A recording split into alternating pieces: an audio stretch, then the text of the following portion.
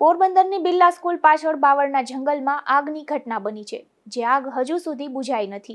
Fire team દ્વારા આગ બુઝાવવા સતત પાણીનો મારો ચલાવવામાં આવી રહ્યો છે. પોરબંદર શહેરમાં બિરલા સ્કૂલની પાછળના બાવળના જંગલમાં આજે બપોરે આગ લાગવાની ઘટના બની છે. ભારે પવનને કારણે આગે વિકરાળ સ્વરૂપ ધારણ કર્યું છે. આગની જ્વાળાઓ બિરલા કોલોનીના રહેણાંક વિસ્તાર સુધી પહોંચી જતા તંત્ર દ્વારા તાત્કાલિક પગલાં લેવામાં આવ્યા છે.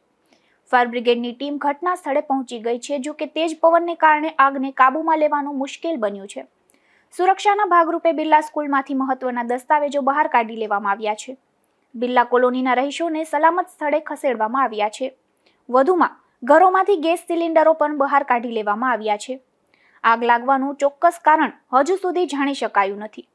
ઉલ્લેખનીય છે કે પોરબંદરના ઓડદર નજીક આવેલા ઝુરીના જંગલમાં વારંવાર આગની ઘટનાઓ બનતી રહે છે. આ ઘટના સ્થાનિક લોકોમાં ચિંતા અને ચર્ચાનું કારણ બની છે.